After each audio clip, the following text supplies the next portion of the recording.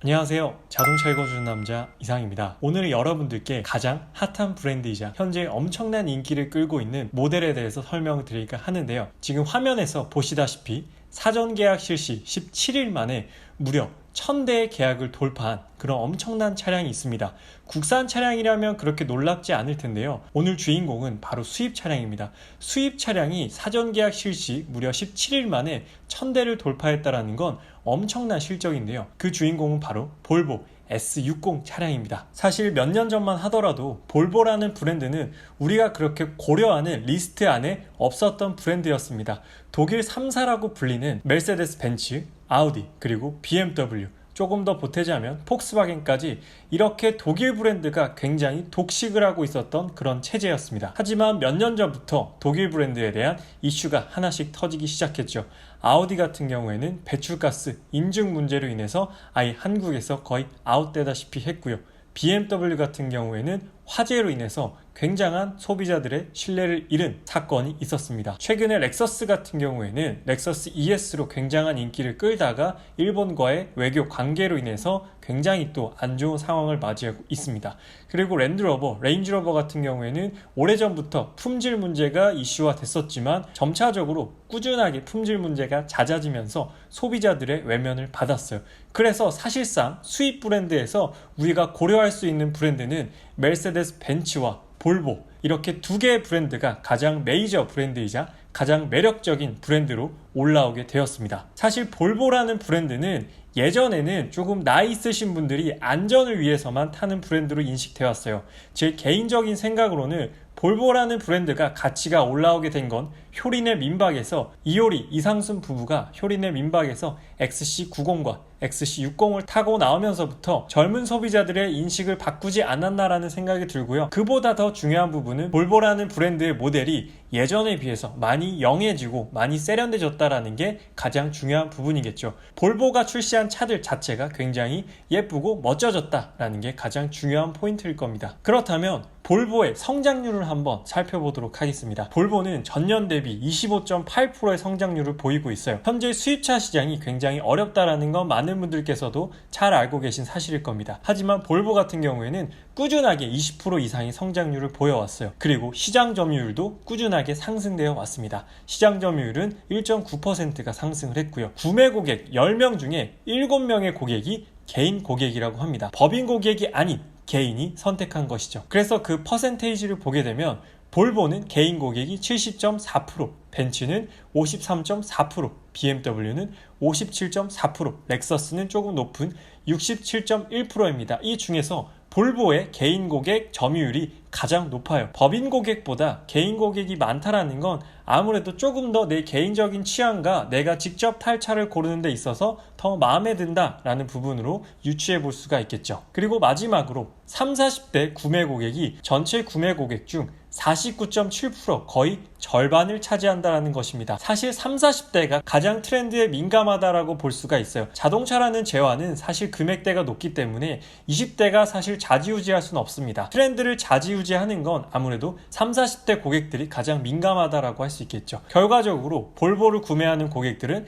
트렌드에 가장 민감한 고객들이다 라고 여기서도 확인을 해볼 수가 있습니다. 다음으로는 현재 판매되고 있는 신형 볼보 라인업을 한번 정리해 드리도록 할게요. 가장 인기를 끌고 이 볼보를 있게 만든 SUV 라인업을 보게 되면 가장 막내인 XC40이 있습니다. 최근에 나 혼자 산다에서 화사씨가 출고를 해서 굉장히 실검 1위까지 올랐던 화사의 차 XC40이 되겠고요. 그 다음은 XC60, 가장 최상위 SUV 모델인 XC90이 있습니다. XC90 같은 경우에는 효린의 민박에서 이상순 씨가 직접 소유하면서 굉장히 마음에 든다라고 얘기를 했던 그런 차량이고요. 미국에 있는 제 친구도 이 차량을 타는데 굉장히 만족하면서 타고 있고, 그리고 크로스컨트리라는 라인업이 있어요. 좀 생소하신 분도 있을 수 있는데 쉽게 말씀드리면 외건형 스타일이라고 보시면 됩니다. 외건의 무덤이 되는 국내 자동차 시장에서 그런 걱정을 깨고 V60 같은 차량은 굉장히 많은 판매량을 올렸고 V90 같은 경우에도 소소하게 지속적으로 판매가 되고 있는 그런 모델이에요. 그래서 볼보가 갖추고 있는 가장 매력적인 라인업이기도 한 크로스컨트리도 이렇게 갖춰져 있습니다. 그리고 세단 같은 경우에는 현재 출시된 라인업이 조금 부족하긴 한데 S90 같은 경우에는 가성비 좋은 모델로 정평이 나 있으나 중국 생산이기 때문에 조금 꺼리는 부분이 있었어요. 그리고 다음 달 8월에 출시될 오늘 설명드릴 S60 모델, 이렇게 현재 볼보의 신형 라인업은 구성이 되어 있습니다. 타 브랜드와 비교했을 때 그렇게 많은 라인업은 아니지만 각 모델 자체가 매력적인 구성을 가지고 있고 또 외관 스타일을 가지고 있기 때문에 다른 브랜드가 가지고 있지 않은 강점을 가지고 있다는 게 볼보의 특징입니다. 그렇다면 이제 신흥 강자로 떠오른 S60의 스펙을 한번 살펴봐야겠죠. 일단 엔진을 살펴보면 직렬 4기통 싱글 터보 T5 가솔린 엔진이 적용되어 있습니다. 변속기는 8단 자동 변속기가 적용되어 있고요. 출력은 254마력에 35.7토크가 적용되어 있어요. 사실 이렇게 보면 잘 감이 안 오실 것 같아서 제가 경쟁 차종 2대를 이렇게 준비해 봤습니다. 볼보 S60 같은 경우에는 D 세그먼트 차량입니다. 그래서 경쟁 차종으로는 벤츠 C20D, 아방가르드, BMW 3시리즈가 있어요. 근데 볼보 S60 같은 경우에는 디젤은 출시가 안 됩니다. 가솔린으로만 판매를 하고 있기 때문에 가솔린 모델을 중점적으로 비교를 해드릴 텐데 현재 또 벤츠 C클래스는 디젤만 판매하고 있어요. 그래서 볼보는 가솔린, 벤츠는 디젤, BMW 3시리즈는 가솔린이다 라는 걸 먼저 알고 계시면 되고요. 엔진을 살펴보면 볼보는 싱글 터보 가솔린, 벤츠는 싱글 터보 디젤, BMW 330i는 싱글 터보 가솔린입니다. 변속기 같은 경우에는 볼보와 BMW는 8단 자동 변속기를 쓰고요. 벤츠는 9단 자동 변속기, 나인지트로닉이 적용되어 있습니다. 그리고 출력 같은 경우에는 볼보는 254마력에 35.7토크, 벤츠는 디젤임을 감안하셔야 돼요. 194마력에 40.8토크고요. 330i 가솔린 모델은 258마력에 40.8토크입니다. 거의 대동소이한데 출력 자체는 BMW 330i가 가장 높은 스펙을 가지고 있다라고 보시면 될 것 같아요. 하지만 그렇게 큰 차이는 아닙니다. 다음은 아무래도 가장 중요한 D 세그먼트의 크기를 한번 비교해 보도록 하겠습니다. 전장, 전폭, 전고, 휠베이스 이렇게 4가지를 비교해 드릴 거예요. 전장 같은 경우에는 볼보 S60이 딱 봐도 가장 길어 보이잖아요. 가장 긴 전장을 가지고 있습니다. 차의 너비 같은 경우에도 볼보 S60이 가장 넓어요. 전고, 높이 같은 경우에는 C클래스와 3시리즈가 동일한 전고를 가지고 있고요. 휠베이스, 실제적으로 탑승객들이 느끼는 실내 공간은 볼보 S60이 가장 높은 수치를 가지고 있습니다. 볼보 S60이 나오기 전까지는 BMW 3시리즈가 동급 최대 실내 공간이라고 굉장히 많은 어필을 했는데 이제 볼보 S60이 나오면서 볼보 S60이 가장 넓은 휠베이스를 가지고 있습니다. 그래서 동급 최강의 휠베이스 공간은 이제 볼보 S60에게 BMW가 뺏기게 되었죠. 다음으로는 볼보 S60의 간단한 특징을 말씀드리도록 하겠습니다. 일단 8년 만에 풀체인지가 된 3세대 모델입니다. 풀체인지 주기가 무려 8년이에요. 이전 모델은 정말로 못생겼어요. 지금 사진에서 보시다시피 정말 딱 보면 이걸 이 돈 주고 사야 되나 싶을 정도로 되게 못생긴 디자인이었는데 이번 모델은 정말로 세련되고 새끈하게 나왔습니다. 다음은 볼보 최신의 SPA 플랫폼이 적용되어 있어요. 그래서 안전 부분이나 여러 가지 운동 성능 부분에서 굉장히 개선이 된 최신의 플랫폼이라고 보시면 되고요. 디젤 라인업이 아예 삭제됐습니다. 디젤이 아예 없어요. 그리고 가솔린과 플러그인 하이브리드 PHEV 모델 전용으로 개발된 첫 모델이다라고 보시면 됩니다. 다음으로는 가장 많은 분들께서 걱정하시는 생산지에 대한 내용이에요. 미국 사우스캐롤라이나주 찰스턴 공장에서 생산되는 모델입니다. 중국 생산 모델은 아니에요. 미국 생산이다라는 걸 알고 계시면 돼요. 그래서 조금 안심하셔도 됩니다. 그리고 여러분들께서 요즘 가장 선호하시는 옵션 사양인 반자율 주행, 볼보에서는 반자율 주행을 파일럿 어시스트 2라고 부릅니다. 반자율 주행이 기본 적용되어 있어요. 굉장히 좋아하실 만한 부분이죠. 그리고 무려 5년에 10만 킬로 보증을 제공합니다. 굉장히 긴 기간과 넉넉한 키로수의 보증 기간을 제공한다라는 게 특징이에요. 다음으로는 볼보 S60의 라인업을 말씀드리도록 하겠습니다. 두 가지의 라인업으로 나와요. 모멘텀과 인스크립션. 당연히 모멘텀이 조금 더 낮은 트림인데요. 모멘텀도 상당히 매력적입니다. 이 둘의 차이를 말씀드리면 모멘텀은 인텔리 세이프 어시스트 적용, 액티브 하이빔 제너레이션 1이 적용되고요. 잠시 후에 자세히 설명드릴게요. 12.3인치 디지털 디스플레이 적용되고요. 그림에서 보시는 18인치 다이아몬드 커팅 휠이 적용이 됩니다. 이 휠도 디자인이 나쁘진 않은 것 같아요. 굉장히 멋있는 것 같고, 인스크립션의 특징은 액티브 하이빔 제너레이션 2가 들어가고요. 바우 앤 윌킨스 프리미엄 사운드가 적용돼서 굉장히 뛰어난 스피커 사운드를 들려줄 거라고 기대가 됩니다. 그리고 서라운드 뷰 360도 서라운드 뷰가 적용되고 자동 주차 기능이 포함된다라고 합니다. 그리고 그림에서 보시는 19인치 다이아몬드 커팅 휠이 적용이 돼요. 휠은 둘 다 멋있는 것 같아요. 18인치도 나름 매력이 있고 19인치가 조금 더 스포티해 보이는 느낌은 있는 것 같아요. 제가 옵션에서 설명드렸던 두 가지 부분 중에서 조금 생소하신 부분이 있을 것 같아서 추가적으로 설명을 드리도록 하겠습니다. 일단 인텔리 세이프 어시스트가 있어요. 볼보에 적용되는 안전 기능인데요. 그 안에는 굉장히 많은 안전 기능들이 포함되어 있습니다. 먼저 첫 번째로 반자율 주행이라고 부르는 파일럿 어시스트가 있어요. 곧 출시되는 S60 같은 경우에는 파일럿 어시스트 2 더욱 진보된 반자율 주행이 적용이 됩니다. 그리고 앞차와 차간거리 경보 시스템이 적용되어 있고요. 이건 시속 30km 이상에서 작동합니다. 그리고 운전자 경보, 운전자가 졸음 운전을 하거나 조금 이상한 운전을 하게 되면 이것도 시각적으로 커피잔 모양이 뜨거나 청각적으로 경고를 하게 됩니다. 이 기능은 시속 65km 이상에서 작동을 하고요.